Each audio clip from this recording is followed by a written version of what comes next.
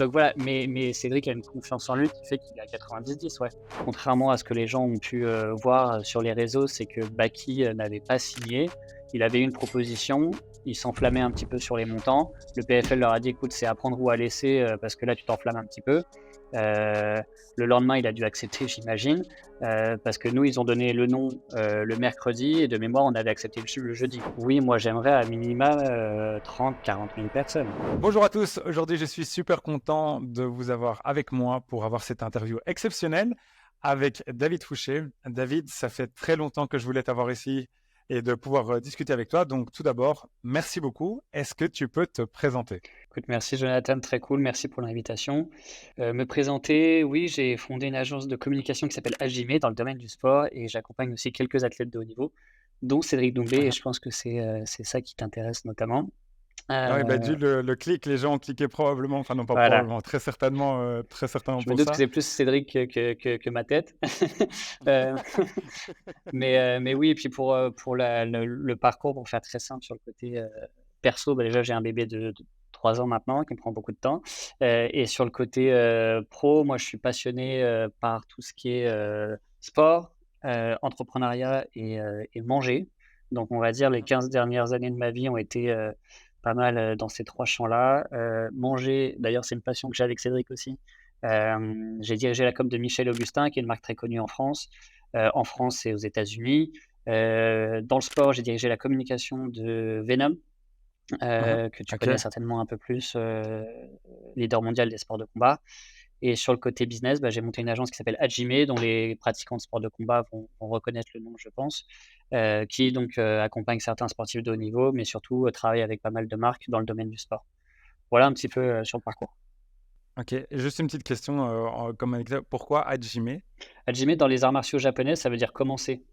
Ah, c'est ça. Heu, voilà, donc Ouais, je savais pas parce qu'il y avait des fans de Hajime no Ippo. On a vu Riyad Merrick qui en avait parlé, donc je savais pas si c'était un petit clin d'œil non, normalement, c'est au manga. Hadjime, mais il était pas dispo, donc c'est Hadjime. Voilà, parce que Ah, ok. j'ai fait 15 ans de judo, pas mal d'années de karaté aussi, et donc c'était un clin d'œil au passif, arts martiaux japonais. Voilà. C'est une des questions que j'allais te poser parce que je vois que tu as ben, le spectre est vraiment très large de ce que tu fais. Donc, on parle de nourriture, enfin, de sport de combat, etc. Et donc, du coup, je voulais savoir, c'était une des questions, si tu avais pratiqué des sports de combat ou si tu étais juste tombé dedans un petit peu parce que, admettons, tu connaissais Cédric depuis des années ou comment ça s'est passé?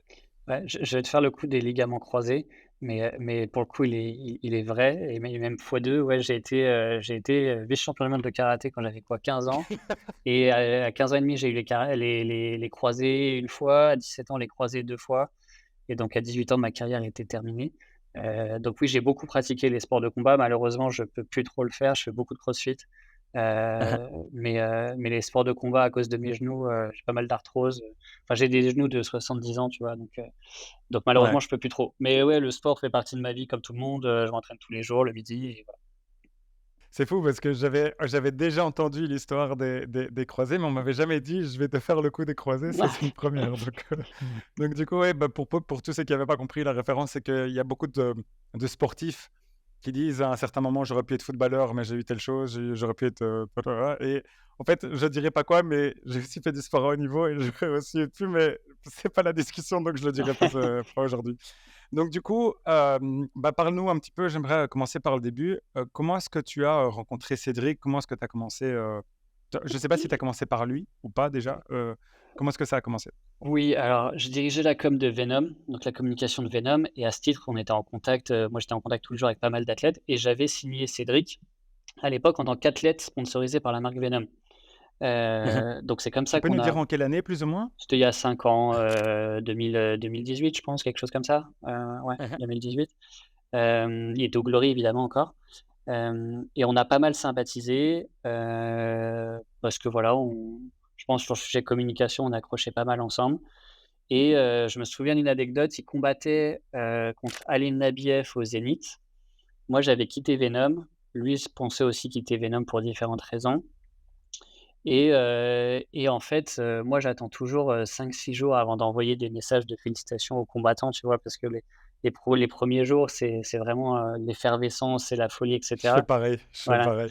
Et, Mmh. et au bout de 4-5 jours, en général, il n'y a plus les spotlights, il y a même un peu un côté, toute l'endorphine, tout l'excitement, il retombe aussi. Et parfois, tu as un petit coup aussi de moins bien pour le combattant à 5-6 jours.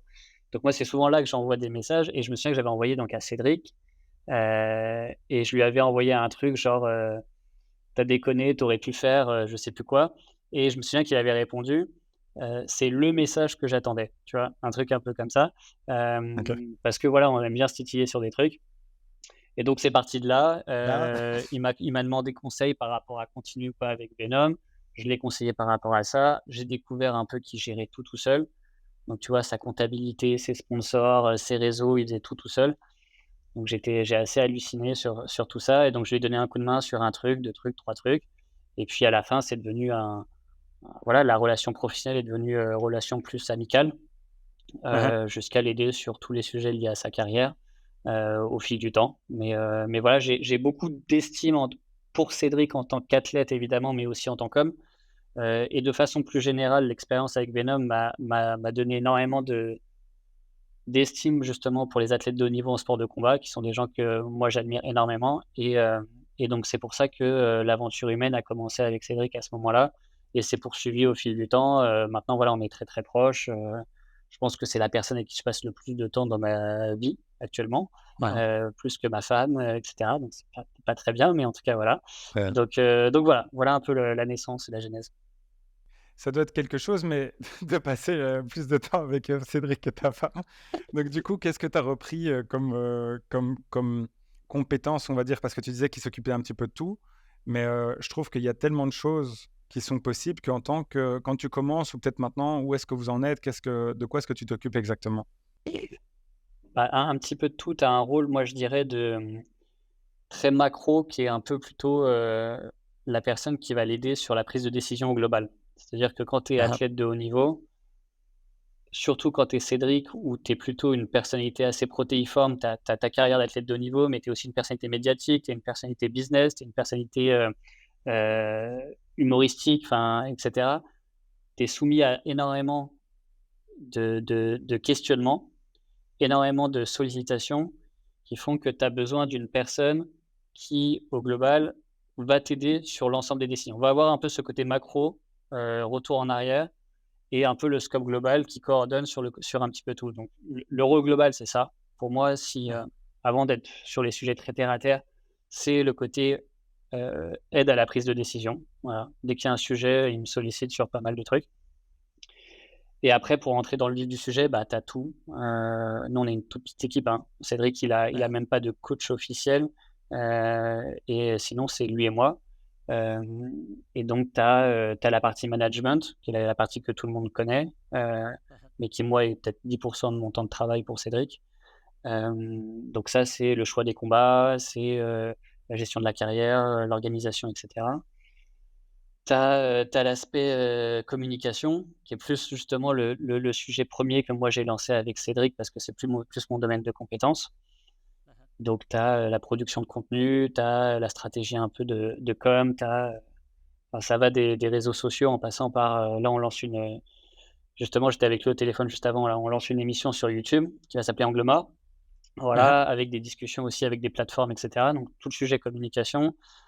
Après, tu as le sujet médiatique, donc toute la stratégie média. Donc, ce qu'on fait pas comme média, pourquoi et cetera. Donc tu vois, là, je suis en call avec DAZN juste après, toi. Hein, hein. Voilà, tu as l'aspect sponsoring, évidemment. Donc ça, c'est le gros chantier, on va dire, sur, bah, comment générer des revenus hors des revenus combat. Et là, ce que je peux te dire, je me suis dit que ça pouvait t'intéresser, quand j'ai pensé à notre call, c'est que je pense, j'espère, c'est possible que pour la première fois, je ne sais pas si c'est énorme dans le monde des sports de combat en France, mais je pense que pour la première fois, on va générer autant de revenus sponsoring que de revenus sportifs pour ce combat-là. Hem, Ah ouais. donc on va faire fois 2 facilement, je pense. Donc voilà, donc tu as tout le côté sponsoring qui est hyper important. Tu as le sujet de l'après-carrière qu'on a beaucoup, Je t'interromps une petite ouais, seconde, pardon, je hein, t'en juste prie. parce que je voulais juste, rebondir à certains moments, mais comme il y a tellement d'éléments, j'en ai noté quelques-uns pour pas t'interrompre. Mais, ça m'étonne pas, tellement en fait que, que vous arrivez à égaler ça en sachant ce qu'il est en train de créer, en fait. À un moment donné, je me suis même posé la question de voir si ça allait pas être l'inverse, que s'il allait pas gagner plus en sponsoring que d'un point de vue combat, en sachant qu'il a déjà choisi cette direction pour l'argent, parce que voilà, on sait que le PFL le paye très bien. Donc du coup, je me dis que, on le sait, il y a eu des exemples comme ça par le passé. Ronaldo qui se faisait plus payer sur Instagram que d'un point de vue footballistique, alors qu'il était quand même dans un moment important de sa carrière. Je ne serais pas étonné de voir que Cédric, à un moment, arrive à transformer ça plus tard. Donc, félicitations déjà, juste petite parenthèse, félicitations pour tout le travail et la communication. C'est exceptionnel ce que vous faites. Ouais, bah, merci On beaucoup. le voit par le résultat, Je pourrais voilà, te dire après le combat si on a réussi à faire ça, mais effectivement, c'est quand même un tournant, je pense. Parce que même si, en fait, il y a un vrai sujet de comment tu transformes une réussite médiatique en réussite commerciale. Et c'est pas si simple c'est que simple. ça. Dans nos sports, c'est pas si simple que ça. Le foot, c'est assez facile. Euh, mais dans le MMA, surtout un Cédric qui, pour l'instant, dans sa carrière de MMA, et je pense que tout le monde est d'accord là-dessus, n'a pas encore de titre incroyable. Il n'est pas champion du PFL, il n'est pas champion de l'UFC, etc. Par contre, il a une réussite médiatique très claire. Mais transformer ça en réussite commerciale, c'est beaucoup plus dur. Tu vois, tu as la masse de créateurs de contenu en France qui ont 2 millions de followers, mais qui ne gagnent pas leur vie avec Instagram. Tu vois. C'est ça. Donc voilà, donc là, on arrive à le faire sur différents sujets et je pense que c'est normal, mais c'est pas si évident que ça. Voilà. Déjà, là, on rentre déjà dans un sujet vraiment super riche, mais c'est un truc qui m'intéresse beaucoup. Je crois qu'il y a moyen de le faire à travers des formats. Voilà, je lance ça juste comme ça et je voulais avoir ton avis par rapport à ça. C'est que, en fait, on remarque que Cédric est en train de créer certaines choses. Il crée quelque chose qui est extrêmement compliqué à répliquer, qui est un univers. Je donne un exemple. On prend deux chanteurs. On prend un chanteur qui pourrait être, un chanteur X qui soit connu, n'importe, qui est un très bon interprète. Et on prend Stromae. Stromae en France, Stromae en Belgique. Du coup, on le prend, mais si tu regardes, Stromae, il y a vraiment un univers complet, c'est-à-dire sa manière de s'habiller, sa manière de danser, le style de texte qu'il fait, etc., qui fait qu'il va avoir une valeur beaucoup plus importante perçue par les marques parce qu'il n'est pas aussi réplicable. Et je ne sais pas si c'est quelque chose de typiquement des Camerounais, mais par exemple, rien que d'appeler sa boîte Angle Mort, enfin le format qui va créer le podcast, quand on connaît tout l'univers, on sait d'où ça vient et pourquoi est-ce qu'il le crée. Donc, je dis ça aux Camerounais parce qu'il y avait les gimmick fights de Ngannou, qui étaient par rapport à Dana White. Je trouvais ça super intéressant. Ben, du coup, ici, on voit qu'il a un vocabulaire qui est propre. On voit qu'il commence à développer certaines choses qui vont être des choses qui sont réplicables. Par exemple, le matelas, on a vu qu'il l'a répliqué. Et je trouvais ça super intéressant parce que s'il réplique le matelas, la position, si jamais déjà maintenant, elle est beaucoup plus élevée que la première fois, mais la pub qu'il peut y avoir sur ce matelas, s'il gagne de la manière dont il annonce son prochain combat, mais j'ose même pas imaginer ce que ça va valoir ce matelas si jamais il peut le perpétuer. Je sais même pas ce que ça vaudra. Et puis aussi le fait qu'il va voir certaines choses comme par exemple s'il répète le thé mort. Donc on avait commencé avec Jordan, mais il fait ça ensuite avec Baki.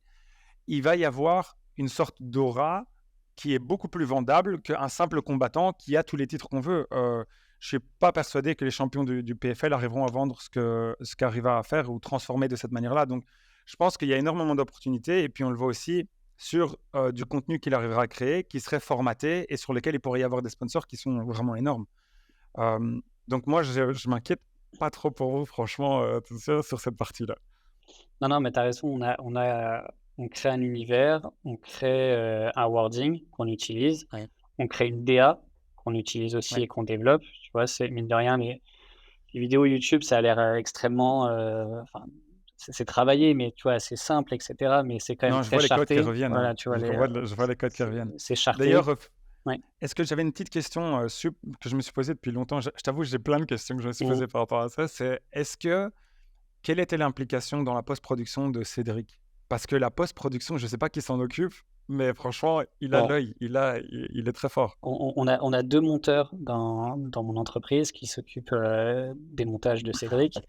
Mais Cédric est totalement impliqué du début à la fin. Ouais, C'est je m'en quelqu'un, doute. mais sur tous les sujets, Cédric, hein, sur les sujets de com, mais sur tous les autres sujets. C'est quelqu'un qui est extrêmement intelligent déjà, moi c'est sa qualité première, qui est très curieux et donc qui aime vraiment être dans tous les sujets. Ouais. Et donc sur les montages vidéo, il y a des choses où il a moins de valeur ajoutée, tu vois? Les choses où typiquement c'est plus de la narration, du storytelling et cetera. Mais sur d'autres vidéos où typiquement il est fond vert et c'est, freestyle, là-dessus, il sait exactement quel insert il veut mettre à quel moment. Là, il a la ref, là, il Je a le même qui est passé il y a 3 mois et demi en trend sur TikTok et cetera. Donc il est hyper impliqué. Voilà. Non, mais ça se voit que au moment où il les tourne, je l'imaginais pas faire tellement une pré-prod, mais plus avoir un truc inné en sachant: «Tiens, voilà, je sais, je parle le vocabulaire des personnes qui me suivent, je sais comment l'appliquer et je sais qu'ils auront les refs lorsque je vais le faire» et donc il sait déjà Ouais, qu'en post-prod, ce qui est possible de faire donc ouais. mais ça va même plus loin que ça. C'est qu'il réfléchit en fonction de l'audience, c'est-à-dire pas que son audience. Typiquement, enfin, on en parle souvent ensemble avant les médias, mais il sait qu'il a France Inter, on s'appelle juste avant, on se dit: «Vas-y, tu mets ton costume France Inter». Là, le MMA, ils connaissent pas, donc faut dire ça, ça, ça, Je l'ai ça. vu le costume Heu, France Inter avec voilà, les celui qui l'a lunettes et mis à cetera, je l'ai vu, HEC, ouais, enfin, tu vois? On a nos codes ouais. où, je lui dis: «Bah, demain, c'est ça, tu mets ton costume France Inter» et il sait qu'il va devoir vulgariser le MMA à tel niveau, il sait qu'il va devoir, Heu, forcément pas forcément choquer certaines personnes pour d'autres sujets. Il sait qu'il va devoir développer plutôt son axe un peu de communicant. Enfin, il a aussi une réflexion, de comment parler en fonction de différentes audiences et pas que son audience. Et c'est un peu un caméléon, C'est ça. c'est-à-dire que c'est le gars qui est hyper à l'aise dans du clash sur Twitter, très simple, mais comme il est hyper à l'aise face à Léa Salamé sur France Inter C'est et ça, c'est là où il est très, très fort. Ouais. c'est ça. J'ai, donc est-ce que, sa carrière donc là, je sais que tu as commencé, et tu as été vif, au moment où il était, encore, donc Au Glory, ouais, en kickboxing. Ouais, ouais. c'est ça, au Mmh. Glory et donc là, maintenant avec sa transition vers le MMA, on va parler un petit peu de tous ces moments un peu clés. Hem, la première question que j'avais, c'est: on sait qu'il lui reste pas tellement de combats. Est-ce que toi, en tant que manager, tu penses déjà à l'après et compte continuer, sa carrière, cette partie-là? Parce qu'il a annoncé qu'il voulait être acteur, et c'est un tout autre domaine, c'est plus du tout, du combat. Mais utiliser cette plateforme qu'il a maintenant pour pouvoir atteindre ces objectifs-là pour plus tard, hem, j'imagine que ça fait partie de toute la réflexion qu'il y a. Oui, bien sûr. Clairement, Cédric, ça s'est, réfléchi avec le temps aussi parce qu'il aime l'acting, mais l'idée de «je veux être acteur», faut aussi la formuler, tu vois? Et ça s'est fait, cette dernière année, je pense. Et donc oui, on la travaille dès maintenant. On travaille, au global, moi, je centralise un petit peu tout et je m'occupe de tous les éléments, mais sur certains sujets, j'ai des partenaires qui m'aident là où j'ai moins de valeur ajoutée et là où on peut se faire aider sur certains sujets. Typiquement, le management de combat, je travaille avec, John qui est de Paradigm et Audi qui est l'agent de Conor McGregor depuis le début parce que j'estimais qu'il nous fallait, pour X raisons, un intervenant et un interlocuteur aux États-Unis. Sur l'après-carrière, c'est pareil. Le cinéma, moi, je m'improvise pas agent d'acteur, tes souhaits. Bah, Hem merci. et donc, on s'est, on est en partenariat avec, l'agent artistique le plus influent de France, avec qui on a discuté grâce à une réflexion qu'on a eue en amont. Je te fais l'exemple. C'est, quelqu'un avec qui on échange pas mal maintenant qui est Vincent Cassel. Je pense que tu es belge, Ah, mais tu connais très bien Vincent Cassel, je bien crois? sûr, Ouais. bien sûr. Qui globalement moi je discutais avec Brut, le média Brut, qui nous propose une interview avec Vincent Cassel. Tout de suite je me dis: «Bah, c'est un intérêt parce qu'on va lui glisser, le côté un petit peu, acting de Cédric». On va lui envoyer la vidéo de Cédric qui imite, Vincent, dans La Haine, et voilà et le truc, il y a eu un très bon J'ai fit, vu hein. l'interview, hein. J'ai vu Bah, voilà, l'interview, bah, je la tu vois? Donc recommande d'ailleurs, elle c'était est un intérêt comme ça. Il y a eu un très bon fit entre Vincent et Cédric, comme c'était prévu et dans la foulée, Vincent nous a mis en relation avec son agent, qui est aussi l'agent de Romain Duris, qui est aussi l'agent de, Marion Cotillard et cetera et donc maintenant, moi, je discute beaucoup avec lui et il nous envoie des projets et le seul sujet, c'est où est-ce qu'on va caler le prochain film, le premier film de Cédric Doumbé.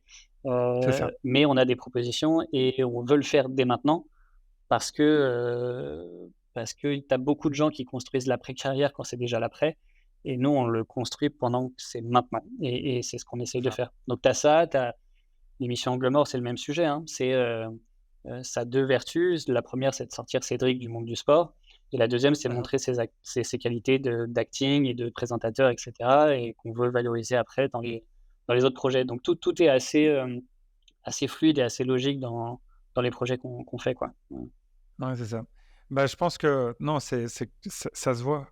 J'ai vu l'interview avec Vincent Cassel et bon, parce que je m'intéresse à tout ce qui est médias, business et tout ce qu'il y a derrière et je me suis dit: «Ah, c'est malin d'avoir fait, d'avoir pris cette porte».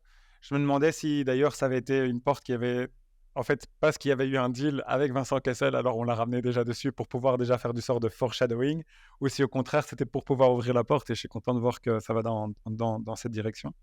Je voulais revenir un petit peu plus, vers toi parce que bon, on va être, tu extrêmement lié à Cédric, tu lui as dit, tu vois plus que ta femme donc du coup, je voulais savoir un petit peu comment, quand tu as Cédric, à ce moment-là, il n'a pas la notoriété qu'il a maintenant. Il est extrêmement connu, on le sait, dans l'univers du kickboxing et un petit peu en dehors, mais pas du tout, ce qu'on est en train de voir, là pour l'instant.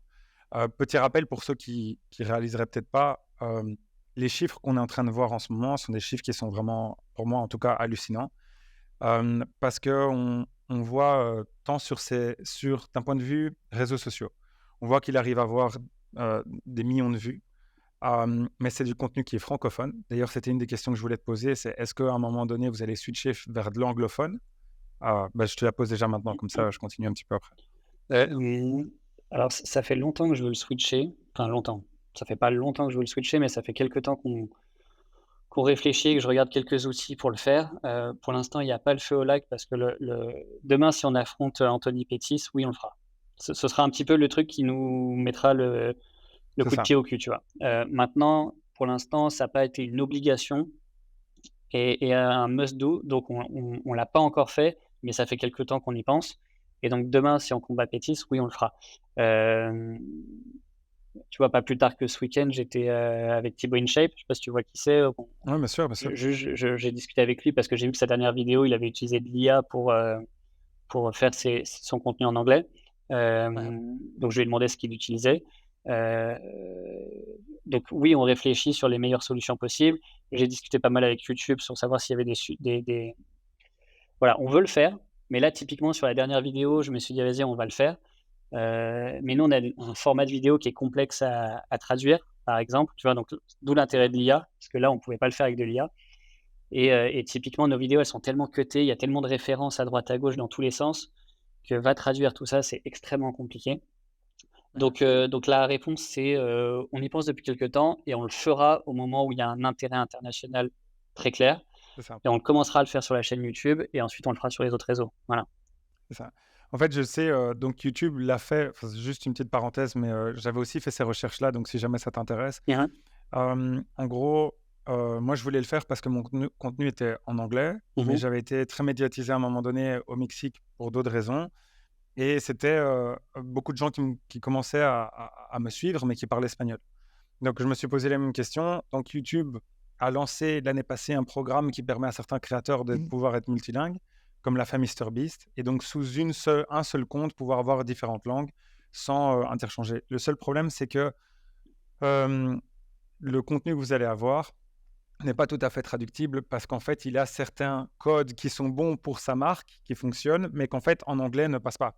Angle mort, les gens vont pas avoir la référence même si c'est traduit.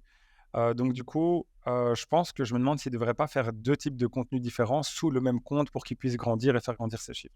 Ouais, non, tu as raison, c'est Hem, c'est c'est exactement la réflexion qu'on a, nous, on a de la chance d'être accompagnés un petit peu par YouTube, et ils ont effectivement, ce que tu cites là, ils vont le développer, c'était un peu bêta avec MrBeast et ils vont le développer un peu en France cette année, sur quelques comptes. Mais voilà, je pense qu'il faut sortir un peu de YouTube et prendre des outils IA, donc il faudra plus de temps pour nous. Après, on est tellement en ouais, flux tendu, tu vois? Honnêtement, nous, la vidéo, elle est terminée à 17h, à 18h30, elle est publiée. On est assez peu dans l'anticipation énorme pour l'instant. ouais, Mais en tout cas, oui, le sujet international va se poser et demain, si on combat un Américain, ce sera le bon moment de le faire. Voilà. ouais, c'est ça. Justement, j'ai vu, aussi cet intérêt. J'ai regardé aussi je te dis, j'ai vraiment creusé. Maintenant? J'ai regardé son interview, chez Ariel Helwani, que j'ai trouvé très intéressante parce qu'on voit que son personnage, il le construit. C'est-à-dire, il peut pas arriver, de la manière, donc je sais pas si c'est le costume Ariel Helwani que tu lui donnes avant, celui de France Inter, mais du coup, c'est ça que je me pose comme question, c'est ce transfert va même être un petit peu compliqué à certains moments. C'est-à-dire que les Américains aiment bien ce genre de personnalité. On l'a vu 1 million de fois et je crois que ça marcherait beaucoup plus aux États-Unis si ça avait commencé de cette manière-là qu'en France. Euh, mais le truc, c'est ça, c'est que comme il est plus inconnu, on vit un peu dans cette bulle francophone où moi, quand je parle avec des Mexicains ou avec des Américains, ils connaissent, ceux qui s'y connaissent vraiment savent très bien qui c'est, mais d'autres ne savent pas exactement qui c'est. Et donc, du coup, je pense que rapidement, il pourra le faire si jamais il a des combats contre Pettis. Pour moi, Pettis, c'est vraiment un très, très bon prochain combat. Mais je ne sais pas exactement comment adapter cette stratégie parce qu'il va y avoir pour moi, deux types de communication. Celle qui est vraiment très native en France, qui fonctionne très bien sur tout le narratif avec Lopez, avec Baki, avec tout ce qu'on veut, avec Zebo. Mais je ne sais pas comment tu vas pouvoir transférer ça vu que les autres personnes n'ont pas Mm. tout ce background. Alors, je suis pas inquiet du tout. On n'aura pas le background Fernand Lopez, on n'aura pas le background, oui, mais je suis pas inquiet sur l'aspect créatif, tu vois, dans l'équipe. Ça, c'est première chose. Ouais. Et après, il y a des sujets très simples qu'on a créés, nous, sur les derniers combats, qui sont facilement réplicables aussi. Tu vois, je pense typiquement à, on a utilisé de l'IA pour faire une fausse interview de Jordan avec la sueur. C'était énorme, je me Voilà. rappelle. Et donc, imagine si on le fait avec avec Joe Rogan. Ouais, c'est dingue. Moi, j'ai qu'une envie, c'est d'appuyer sur le bouton. Enfin, je veux dire, il y a donc juste ça, ils l'ont jamais vu. L'Arc de Triomphe, on a fait juste le petit truc là, le poster qui sort de l'Arc de Triomphe. Imagine, on le fait sur Times Eloigny a Square. cru que c'était réel. C'est marrant parce que Ah je me ouais? dirais que quelqu'un comme ça, ouais, il a. Mais tant mieux. En fait, c'est marrant parce que Cédric ne dément pas. Il dit c'est nous qui l'avons fait, mais sans dire que c'était pas. Enfin, OK. je crois qu'Eloigny croyait vraiment qu'en France il y avait le truc qui tombait. Et tant mieux qu'il le croit. Tu vois, Bon il a alors, pas c'est te démenti. dire le potentiel qu'on a alors. Ouais, c'est ça. C'est ça. Ouais. Si un gars comme ça le pense, ouais, c'est Ouais. assez fou. Non, Ouais. mais il y a C'est assez. enfin, le champ des possibles est énorme. Heu, la narration dépend aussi beaucoup de l'adversaire. Donc en fonction de l'adversaire, on trouvera les angles qui seront intéressants d'un point de vue narratif. Ouais. Donc ah non, non, je suis pas du tout inquiet et justement, moi, je serais très content de sortir un petit peu de oui, good job, c'est très sympa, hein, mais à un moment, tu as Non, envie non, c'est aussi compliqué. d'innover C'est compliqué. et on a hâte de le faire et Cédric sera très bon là-dedans. Maintenant, effectivement, en anglais, il est pas limité, mais parce qu'il parle anglais, mais il a pas la rhétorique, qu'il a en Non, c'est français, ça. là où il est C'est très, très ça. bon. Parce que Cédric, c'est quelqu'un qui est extrêmement brillant, qui a une rhétorique très forte, qui est justement son côté caméléon fait que c'est ça qui marche aussi. Bien sûr. Donc, le seul, et puis le sens de la punchline, en anglais, c'est différent. On a testé parfois des punchlines qui marchent en français, mais en anglais, ça marche pas du tout. C'est ça. Donc il y aura une petite réflexion là-dessus, ce sera un peu plus complexe, mais j'ai aucun doute sur la créativité de tout le monde pour faire des trucs, incroyables et j'ai hâte de le faire. Mmh. Ah, je suis impatient de voir ce qui va sortir de ces réunions. Franchement, je me posais la question d'ailleurs, quel était votre process par rapport à tout ça? Parce qu'un exemple, euh, là, je suis vraiment impatient de le voir juste d'un point de vue professionnel et médiatique, même pas, et en tant que fan aussi, de me dire, waouh, j'ai envie de voir ce qui va se passer. Mais tu vois, par exemple, là, on a eu une communication qui était vraiment très élevée. Enfin, le matelas, le thé mort, etc., ça fait le tour du monde. C'est pas du tout un truc qui était juste local, ça a fait le tour du monde. Donc, du coup, le fait de pouvoir le répliquer, de revenir avec le matelas, c'est intéressant. Bon, je crois que Emma, il doit vous adorer, déjà, pour commencer. Et deuxième chose, c'est de se dire, si jamais on refait le thé mort, c'est compliqué à chaque Ouais. fois de revenir avec quelque chose en plus. Est-ce que, et si vous comptez le faire, et je pense, non, en fait, je suis sûr que vous comptez le faire, comment est-ce que vous mettez ça en place?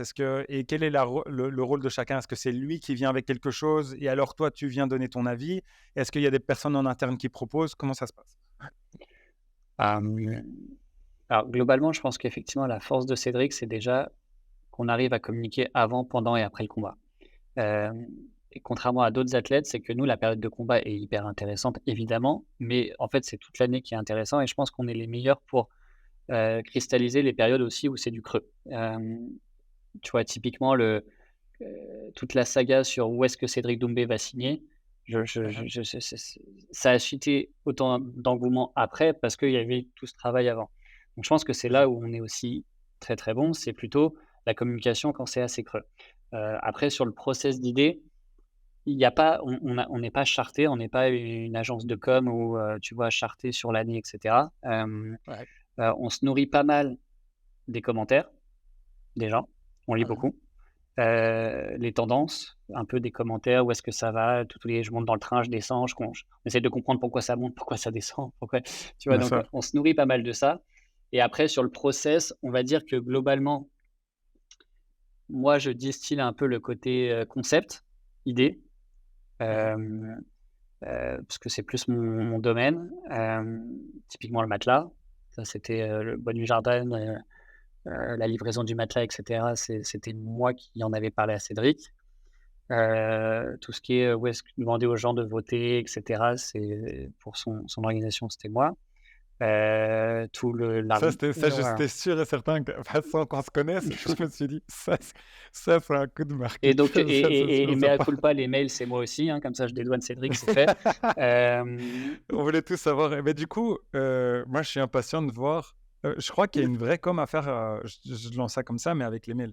Parce que ça avait fait un truc négatif et je crois que maintenant, avec tout l'engouement, je crois qu'il y a moyen de faire quelque chose d'extrêmement positif avec ceux qui ont déjà participé à ce moment-là, tu vois? mais tu sais qu'on s'en est Pour, même pas servi des mails encore, hein. C'est, je ah, sais. On a eu, petite parenthèse comme ça, tu le sais, on a eu, Chris qui a voulu voir jusqu'où enfin, quel était, le enfin, tu sais, tu peux suivre les mails, je l'ai découvert il y a pas longtemps avec le plus et puis mettre, oui, doublé après, tu peux +1, savoir, +2, +3, ouais, OK. c'est ça et Non. donc du coup, là, maintenant, moi, je me suis dit: «Tiens, ça a fait un effet négatif que moi-même j'ai ressenti». Je me suis dit: «Bon, attends, là, c'est dommage qu'il y ait cette communication-là». Mais maintenant, avec la manière dont il a continué et que le train a repris, pour reprendre, ton vocabulaire, bah, du coup, là, je me suis dit: «Tiens, il y a quelque chose à faire avec ces mails». Pour dire, ceux qui étaient là au début et qui ont participé ou n'importe, ben, voilà, on fait quelque chose et je crois qu'il y a vraiment quelque chose de très Ouais, intéressant bah, à faire, tu écoute, vois? on le fera au moment opportun, clairement ça a un intérêt effectivement pour nous. Alors, tu as 2 j'en ai 200 000. J'ai essayé Mmh. d'ouvrir une fois le fichier, honnêtement, ça fait Sans bugger mon accrocher. ordi, ça fait donc C'est j'ai sûr. pas réessayé encore. Mais oui, oui, ça a un intérêt et puis, on verra, mais effectivement, ça a eu un effet un peu, voilà, on n'a pas fait que des réussites, quoi. Il y a pas eu que des très bonnes idées, parfois il y a des choses qui ont pas marché, typiquement les mails.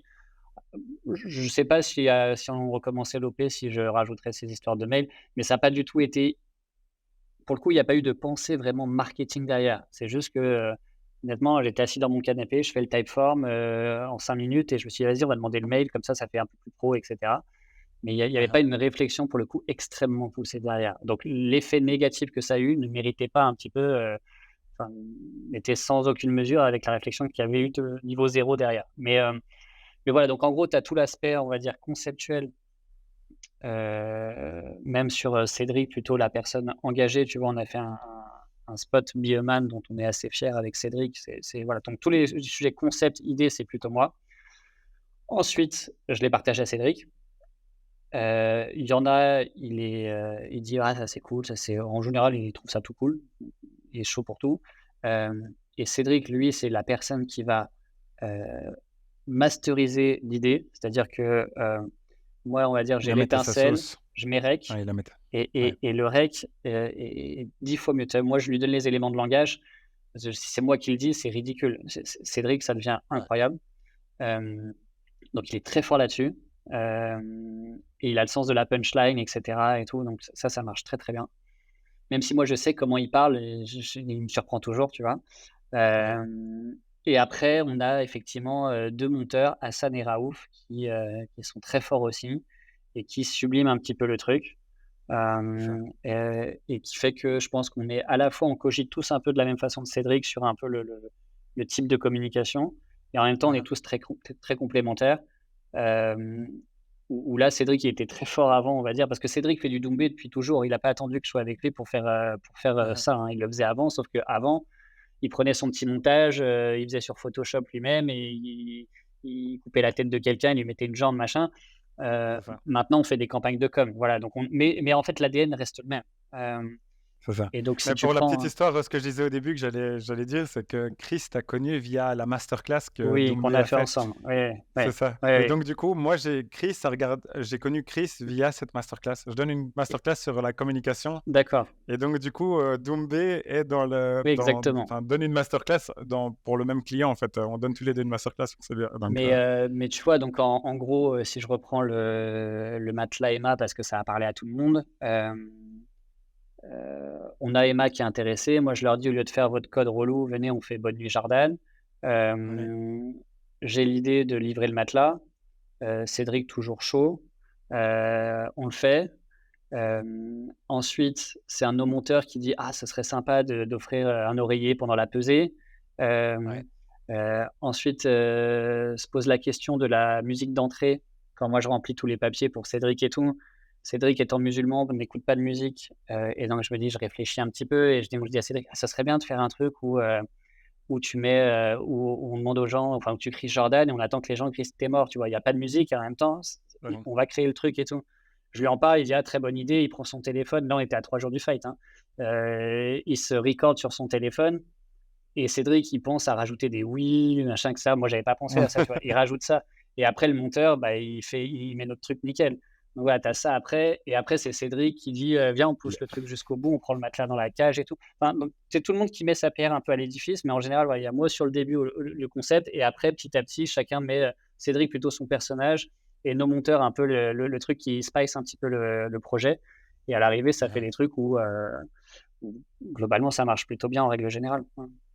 Ouais, non, c'était vraiment, cette campagne était vraiment Oui. super impressionnante. Vraiment, je le dis et je consomme que ça. Mmh. Vraiment, je consomme ça mais matin, jour et nuit et j'ai vraiment adoré ce que vous avez fait. Et donc du coup, Qui devait aller pour jusqu'au reven matelas dans la cage, mais on n'a pas pu le faire. Si tu vois les images, ouais. je suis en train d'essayer de balancer le matelas dans la cage après enfin au moment du chaos et je me fais stopper par, les vigiles du PFL et là le CEO du PFL qui me dit: «Ah David, c'est mort» et cetera. J'ai fait: «OK», mais à la base ça devait aller jusque-là, voilà. Bref, je sais pas Jusque si là-bas. c'était une bonne idée, mais en tout cas, on n'est pas allé jusqu'au bout de la démarche. Ouais, je vois. Bah, de la manière dont ça avait été fait, franchement, je crois que voilà, il y a rien à rejeter par rapport à ça. Mais du coup, donc je voulais juste avoir, certains moments clés, auxquels je me posais des questions. Donc quand vous avez eu la transition vers le MMA, hem, est-ce que quel était ton rôle là-dedans? Comment ça s'est passé? Parce que bon, Cédric étant ce qu'il est, heu, au au, heu, au kickboxing, bah, comment passer au MMA, tu vois? Donc là, je me suis un peu posé la question: «Tiens, pourquoi est-ce que vous avez fait ce choix? Est-ce que c'était purement Ouais, financier? Est-ce qu'il y avait d'autres raisons?» alors la première chose c'était, Cédric était 7 fois champion du Glory, 11 fois champion du monde de Ouais, kickboxing. Il aurait pu l'être 42 fois, son statut n'aurait pas changé. Donc rien que pour ça, lui avait envie de faire une transition, même sans connaître potentiellement la discipline. Parce que c'est quelqu'un qui, a beaucoup d'ambition, parce que c'est quelqu'un qui aime, la fame et cetera. Donc rien que pour ça et il voyait Conor McGregor qui explosait, c'était à l'époque où quand même Conor McGregor était au pic. mmh Donc il y avait un constat qui était celui de son statut n'aurait pas évolué, même si on avait, plutôt fait du bon travail à cette époque-là, on essayait de sortir de Cédric, l'objectif c'est qu'il sorte un peu du statut de kickboxer et donc on faisait des actions de com de sorte qu'il soit connu un peu du sphère du monde du sport global. Mais en tout cas, ça aurait pas été, incroyable comme changement. Donc ça, c'était le premier constat. Donc il a eu envie de faire sa transition à MMA, notamment pour ça. Ça, c'est le premier truc. mh. Deuxième chose sur, comment s'est passée la transition. Moi, j'avais ma réflexion de: «Je suis peut-être un très bon communicant, c'est possible, mais j'ai jamais dealé avec l'UFC, avec le PFL», qui n'existait pas forcément à cette époque-là, je crois, enfin, en tout cas pas sous sa forme actuelle, Mmh ou d'autres acteurs et moi, j'ai bossé aux États-Unis, j'ai développé une boîte aux États-Unis et ce que j'en ai tiré comme enseignement, c'est que si tu veux bosser aux États-Unis ou de façon worldwide, il faut bosser avec des Américains. Donc tout ça pour dire que j'ai auditionné pas mal de boîtes de management à ce moment-là, de se dire: «On a besoin de se faire accompagner par un partenaire». C'était un peu ça et un mh. partenaire américain. Donc j'en ai vu plusieurs et j'ai rencontré John et Audi Attar qui sont donc de Paradigm. Donc comme j'ai dit, Mmh ils travaillent avec Johnny Walker, avec, Conor évidemment et cetera et le fit est extrêmement bien passé et on travaille toujours avec eux et moi je les adore, c'est des gens, très compétents. Donc là, c'était la première réflexion. Ensuite, c'était de se dire: «Cédric, c'est quelqu'un qui veut aller all in». Il a pas le temps. Donc, en gros, ils voulaient tout de suite, effectivement, l'UFC. Donc, moi, j'avais commencé à discuter avec des Sean Shelby, etc. à l'époque. Et ils te disent tous des réponses américains, c'est-à-dire je l'adore, mais on verra après. Mais je l'adore. États-Unis. Voilà, États-Unis, voilà. Parce qu'à ce moment-là, il était encore techniquement Glory. Et donc, on a senti que son parcours était un asset clair, mais qui n'allait pas être suffisant pour entrer directement à l'UFC à cette époque-là. Voilà. Sauf rentrer par une petite porte qui n'était pas la porte qui nous intéressait. Donc est venu Tu dis petite porte, est-ce que tu parles des Contender Series ou Par exemple, Ok. À l'époque, effectivement, John me parlait, on peut rentrer par les contenders. On s'est dit, vas-y, non, c'est Mais en pour termes de branding, c'est tellement mauvais. En plus, vu voilà. son âge et de branding, c'est une perte de temps Ouais, sur sachant qu'on ça. on se parle il y a 4 ans, tu vois? Donc il était quand même plus jeune, il n'y avait pas encore la hype de maintenant. Donc en tout cas, déjà à l'époque, ça faisait pas sens. Et donc l'idée, c'était de développer un petit peu sa notoriété, notamment en France, et son parcours d'athlète de MMA, en faisant des combats qui potentiellement pouvaient lui rapporter quand même pas mal d'argent au regard de sa juniorité en MMA.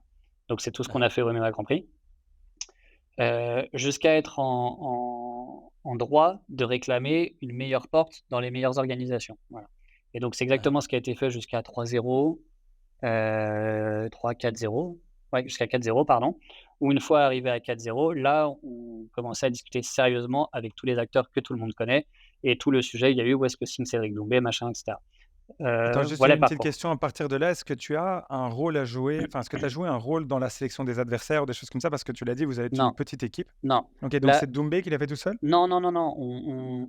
Pour le coup, c'était marché purement français. Donc là, c'est Abdella, je ne sais pas si qui est souvent dans les vidéos qu'on met, qui est son partenaire vraiment sur le pied-point, qui est quelqu'un qui est une encyclopédie du pied-point en France.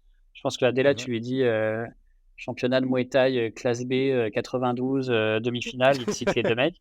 Donc il est assez incroyable et lui fait du matchmaking aussi dans des grosses organisations en Europe.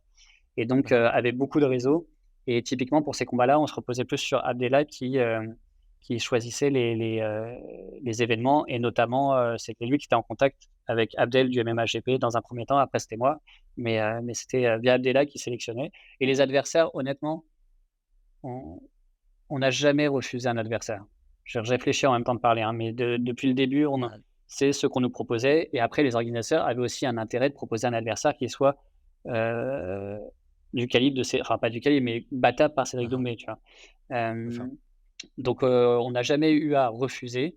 Si on en a refusé un, c'est, celui qui devait, combattre à la place de Jordan, au début. On s'est dit qu'il y avait aucun intérêt, c'était un Roumain, Ah oui, c'est vrai, c'est vrai. Mais il ouais, l'a mentionné, hein. Il l'a mentionné, ouais, c'est vrai, j'avais oublié ça. mais c'est le seul qu'on a refusé, mais sinon on n'a jamais refusé d'adversaire. Donc voilà, c'était Abdella qui était impliqué un peu sur qui étaient les combattants, mais plutôt sur les discussions avec, le MMA-GP. Et une fois arrivé à 3-4-0, bah, moi je voyais avec Paradigm de se dire: «Bah, là, c'est le bon moment, on essaye d'ouvrir les vraies portes» et donc les portes plus de l'international et donc là, les discussions avec les gros acteurs, sont arrivées. Voilà. C'est ça. Et du coup, est-ce que j'imagine qu'avec toute cette histoire, donc là, on passe du MMA-GP vers une autre fédération. Ouais. Tu as enfin, sans revenir sur la partie mail, mais bon, tu as clairement une partie énorme qui devait être pour l'UFC. J'imagine que ce poids, tu as dû l'utiliser énormément comme levier lors des négociations, mais est-ce que ça a été vous êtes concertés? Comment ça s'est passé à ce moment-là? Parce que j'imagine que là, c'est plus des décisions qui sont des décisions vraiment de management, qui ne sont pas juste des décisions d'un point de vue, on va dire, personnel. Ça, c'est vraiment dire, Ouais, voilà, est-ce qu'on peut arriver? en fait, souvent le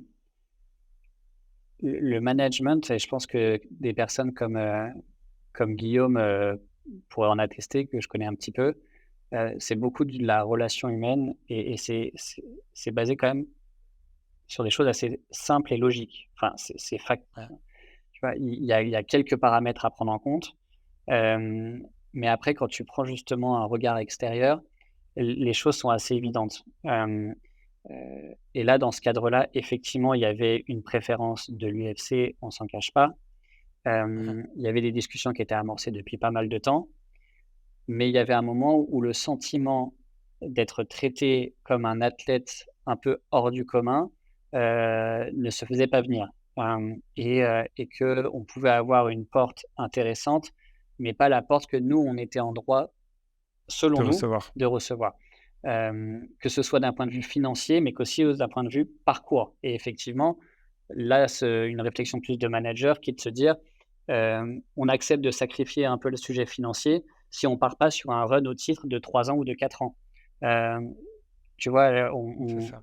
je prends, si on avait eu MVP, par exemple, MVP, qui a signé à l'UFC là, à la surprise générale, il Pas combat tellement la surprise. Est-ce que ça t'a vraiment surpris? non, oui, enfin, quand on était en Irlande, moi j'étais avec Cédric en Irlande, le soir même, il nous annonce: «Venez, on fait un face-off» et cetera. Alors ce Mais qui est est-ce que tu as assez pas pensé que c'était une stratégie? Parce que j'ai pensé à la stratégie d'MVP au moment où il est en train de faire ça. Je me dis: «Est-ce que ce serait pas un même levier de négociation Oui, c'est ce envers qu'on s'est l'UFC?» dit. Après, c'était intéressant pour nous aussi. C'est Ouais. le truc qui est un peu marrant, c'est qu'il est géré par Audi Attar, qui est accessoirement la personne avec qui je discute pour Cédric. Donc, OK. moi, je WhatsAppais Audi en même temps de dire, dans 20 minutes, ils veulent qu'on monte dans la cage, tu vois? OK. Donc c'était intéressant pour tout le monde, mais moi, je pensais qu'il allait signer, que le PFL allait mettre beaucoup d'argent sur lui et qu'il allait, il a 38 ans, qu'il allait signer au PFL et faire, ses vieux jours au PFL. Hem mais typiquement, lui, il lui propose ce qui est différent, c'est qu'il lui propose un mec en face qui est, Kevin Holland. Kevin Holland, exactement, qui C'est est ça. peut-être pas loin du top 10 ou si ce n'est top 10. Nous, si on avait eu Qui a cette été très actif sur ces années-là, mais en fait, c'est ça, ouais, c'est que c'est une porte accélérée pour aller vers le titre. exactement, C'est qu'on sait que c'est un gatekeeper du top 15, top 10, on va dire, bon, là, exactement, maintenant, ce qu'il est. Donc là, c'était pas du tout commencé par un gars non classé, qui exactement. est un tueur à gages et voilà, où le Donc risque est quand même élevé. si on avait eu le traitement qu'un MVP maintenant à l'époque, Ouais, peut-être que notre choix aurait été à l'UFC parce qu'on se dit: «Peut-être qu'en un an et demi, tu vas au titre». c'est ça, c'est ça. Sauf qu'on l'avait pas et on n'a pas senti qu'il allait nous le donner parce qu'aussi à cette époque, il faut savoir que la France, faut sortir de notre, piédestal, c'est un micro-marché, hein, pour l'UFC, la France. Donc Bah, il y a et c'est elle qui venait d'ouvrir, qui, ouais, exactement. non, c'est ça, ouais, Donc ouais. on n'a pas senti ça et paradoxalement, de l'autre côté, il y avait le PFL qui, financièrement parlant, je vais pas y revenir, mais proposait, 6 à 7 fois Clairement, on le plus. sait tous. Mmh. Hem, Plus une vision qui était assez intéressante, plus la possibilité de rayonner pas mal. Et à la fin, la réflexion, c'est de se dire que même si demain on va à l'UFC, tu vois, après Ouais, un run au PFL, si on performe au PFL, bah, demain ton chemin à l'UFC sera beaucoup plus rapide. Donc paradoxalement, tu peux être champion de l'UFC en signant au PFL plus rapidement que si tu signes à l'UFC c'est ça, maintenant. Tu vois ce que je c'est veux dire? ça. Donc c'était la réflexion était assez simple en fait, tu vois? Une fois que tu as posé ça, hem, le seul sujet qui inquiétait les gens, c'est, les sponsoring. Il aurait pu, avoir la différence de salaire en sponsoring, et la hype qu'il aura pas au PFL. La hype, je pense que, tu vois, c'est prouvé, hein, je veux dire, C'est compliqué là, c'est très, voilà, très c'est compliqué, ouais. prouvé et sponsoring Surtout que ça aurait été un fight night probablement, ça aurait même pas été, enfin je dis ça, oui, peut-être un oui, fight oui, night ou oui, peut-être un numéroté, mais où l'attention aurait pas été, braquée sur lui. ouais Hem, et sponsoring, Pardon, il y a pas de j'ai sujet et sponsoring, il y a pas de non, non, bien sujet, tu sûr. vois? Comme je t'ai dit aussi. Effectivement, c'était une crainte Ouais. pour nous, mais avec tout ce qu'on a créé, il y a pas eu de sujet et donc tous ces inquiétudes sont cochées et maintenant on se retrouve à faire, voilà, notre seul regret à l'heure actuelle, c'est qu'on n'a pas encore, dupliqué ce qui est fait en France à l'étranger. Là où effectivement, tu vois, Benoît, ce qu'il fait avec Dustin Poirier, typiquement, il prend une audience mondiale d'un coup. C'est ça. Nous, c'est reporté, mais il explose en France et donc on va dire que, on explose un marché avant, j'espère, d'exploser les autres. Voilà. J'ai plusieurs questions par rapport à ça. Je me suis dit que, une des manières, enfin, ce qui est exceptionnel avec ce que vous avez fait, c'est que maintenant on parle beaucoup moins de Doumbé à l'UFC. On a quasi oublié, l'UFC, on dit: «C'est bon, tu entre guillemets, tu nous mets bien, tu es en train de faire le combat le plus attendu, de l'histoire du MMA en France». Je parle juste en France bien sûr, peut-être Oui, bien sûr. je parle avec la hype qu'il y a et cetera. Bon, voilà, à quelques, en tout cas facilement dans le top 3. Mais, je me demandais, est-ce que, qu'il y avait 2 possibilités. Pour moi, soit maintenant, Cédric, pour moi, il devient un symbole pour l'UFC. C'est-à-dire, soit ça devient un symbole de quelque chose qu'on aurait dû signer et qu'on n'a pas fait et c'est une erreur et que c'est ce qu'on pense tous. Et d'ailleurs, même certains Américains, quand on le voit dans les commentaires, je le regarde sous Ariel Helwani, sous d'autres personnes, en tout cas ceux qui s'y connaissent disent franchement c'est n'importe quoi ce qu'a fait l'UFC à ce moment-là, ils auraient dû le signer. Mais alors que par ego se disent on va pas le signer, ou alors au contraire, ce qu'on est en train de voir, c'est la stratégie de prendre certaines stars du PFL ou du Bellator ou n'importe pour enlever un peu de puissance au PFL. Et ça, je pense qu'alors Cédric pourrait avoir une porte énorme ouverte. Surtout si et ça c'était ma manière de voir les choses, c'était de dire surtout si son prochain combat se fait dans un stade de France. Il faut quelque chose, parce que là vous êtes en train d'égaler ce que fait l'UFC et encore pas juste sur un seul combat, mais pour moi quelque chose de symbolique comme il a rempli un stade, c'est quelque chose qui devient vraiment énorme même aux yeux de l'UFC. Et je pense que c'est possible de le faire, vu les chiffres que vous avez annoncés. Écoute, le Stade de France, je sais pas parce que tu as des contraintes quand même qui sont assez complexes du point de vue logistique. Alors, est-ce que l'UFC s'en mord les doigts? Peut-être. Après, c'est des gens qui ont des égos assez forts. Est-ce que Cédric le regrette? Je pense pas.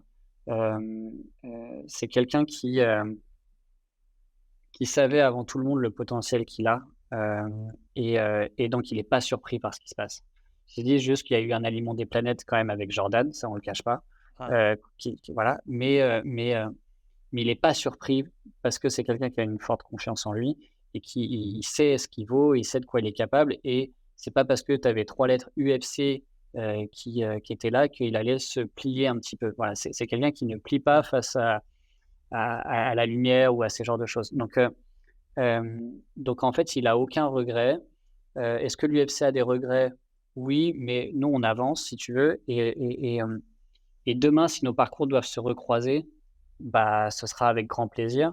Et si c'est pas le cas, je pense qu'il aura fait une très, très belle carrière, j'espère, en MMA, tout comme il a fait une très, très belle carrière en kickboxing, et tout comme je lui souhaite de faire une très, très, très, très grande carrière en tant qu'acteur. Voilà. Maintenant, ce que je trouve bien, c'est qu'effectivement, qu'il y a un acteur qui s'appelle le PFL, qui suscite, qui casse un peu une forme d'hégémonie et de monopole, et qui fait du bien à tout le monde, je pense, que ce soit pour les combattants, que ce soit pour le marché. Ils ne sont pas encore au niveau, clairement, de l'UFC sur tous les aspects, il ne faut pas se le cacher.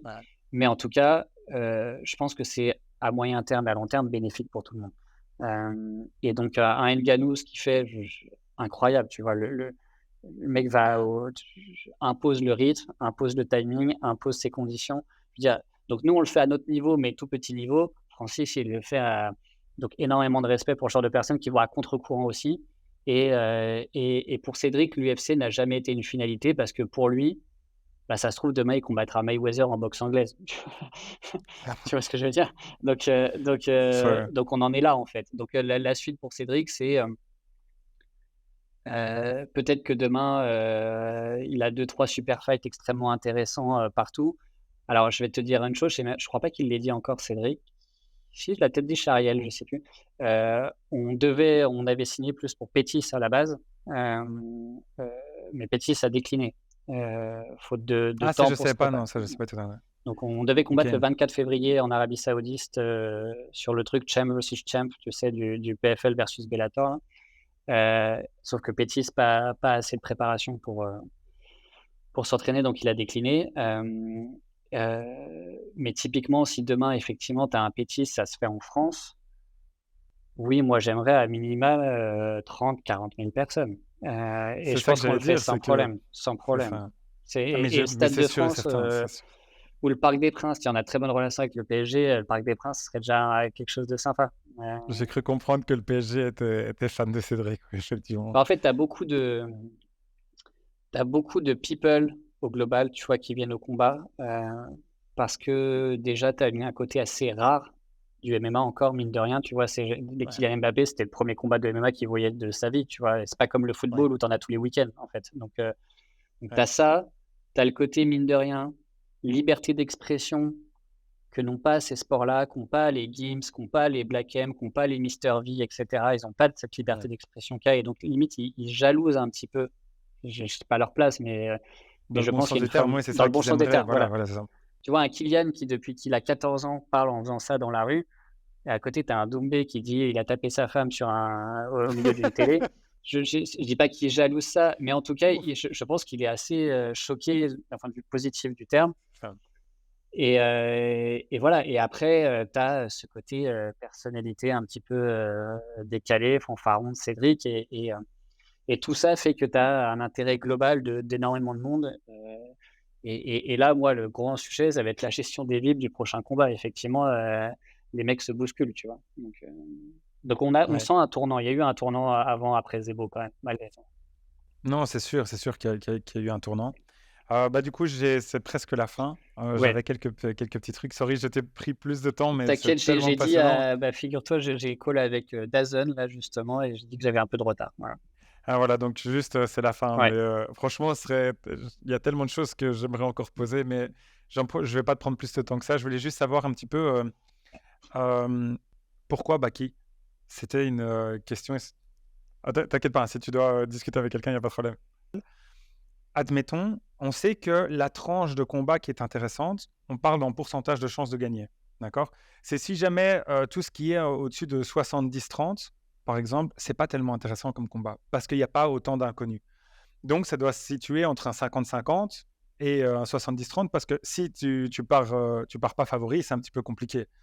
Donc du coup, je me suis dit, si même si tu as, plusieurs combattants, on avait parlé de Holland et tout ça, ben, si tu te dépêches parce que tu sais qu'il te reste pas beaucoup de combats, tu veux avoir le maximum sur tes derniers combats. Tu peux mmh, pas, comme Baki, préparer, dire: «Bon, j'ai 22 ans, j'ai encore, 15 ans de carrière pour faire quelque chose». Donc je me suis vraiment posé la question de me dire: «Tiens, là, tu m'as dit que tu avais d'abord Pétis, vous aviez d'abord Pétis en tête, qui avait refusé parce qu'il avait pas le temps. Donc est-ce que c'était un choix qui était vraiment mûrement réfléchi ou alors c'était de se dire: «C'était le second, choix à prendre et il y avait pas d'autre option»? Qu'est-ce qui se passe dans votre tête, en fait? le choix logique, je pense que tout manager aurait pris, c'est Pétis. C'était Mmh. le choix évident, logique pour toutes les raisons qu'on peut imaginer. Ouais. Pétis n'étant pas dans le game pour ça, le sujet c'était de combattre à Paris. Et donc nous, on s'est dit: «Qu'est-ce qui peut être le plus ouf à Paris?» Pardon, et pourquoi Paris? Est-ce que tu dis juste ça d'un point de vue financier? Est-ce que tu dis ça d'un point de vue hype? non, C'est pourquoi Paris? ouais, d'un point de vue plan du PFL. Au global, c'était OK. le 1er, c'était l'Arabie Saoudite avec leur big star, et donc nous, on faisait partie des big stars, et donc avec Pétis, ça aurait été nickel. On développe l'international, et cetera. Là, on se dit qu'on le décale d'un combat, c'est-à-dire qu'idéalement, on prend Pétis après Baki. Voilà, ça Mmh. c'est dans le meilleur des mondes.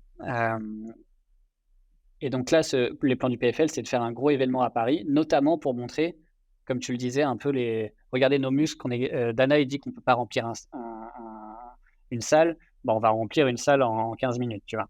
Ouais. Donc voilà, et on s'est dit: «C'est qui le mieux pour raconter une histoire?» Et donc là, on a donné quelques noms au PFL.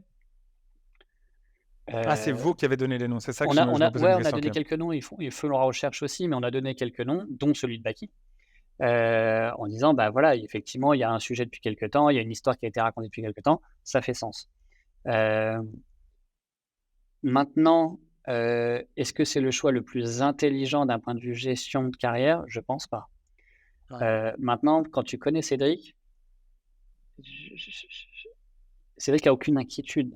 C'est-à-dire que c'est-à-dire que Cédric, c'est quelqu'un qui, a conscience, il est pas non plus, perché, hein, a conscience qu'on est dans un sport de combat. Saladin, Parnasse qui sa seule défaite, qui se prend un je sais plus, un coup de coude retourné ou je sais plus quoi, qui part, je veux dire ça peut arriver à Cédric aussi, ça peut arriver à tout le monde.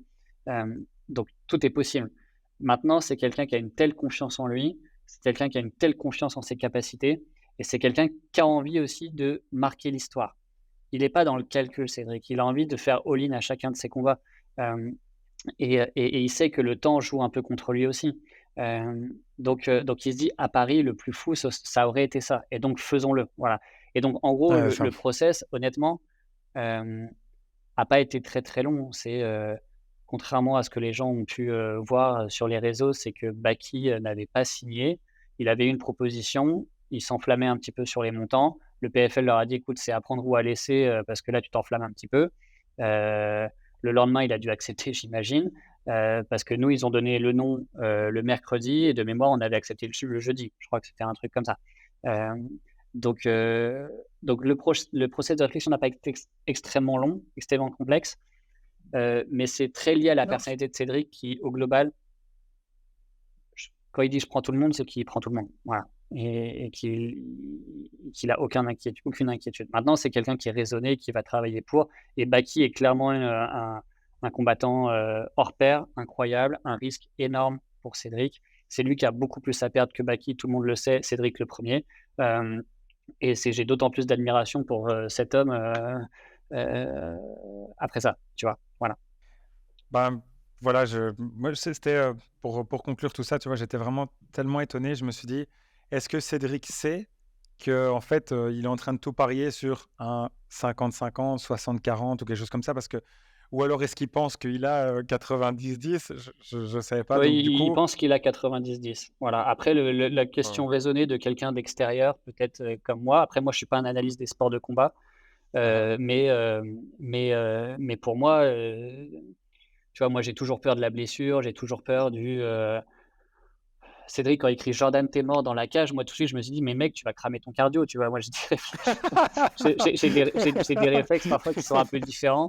Donc voilà, mais Cédric a une confiance en lui qui fait qu'il est à 90-10, ouais. ok. Ouais. Bah, écoute, David, je veux juste te remercier Je pour t'en ton prie. temps, vraiment super précieux. Je voulais te dire merci beaucoup. Félicitations à ta team, à ton équipe. Je suis impatient de nouveau, si un jour c'est possible, d'avoir une interview encore parce que voilà, c'était super intéressant. Et bah, écoute, j'espère à bientôt et bonne chance à tous. J'espère que ça continuera comme ça. C'est gentil. Merci, Jonathan. Merci beaucoup. À bientôt. À Ciao, plus. Ciao, ciao. ciao.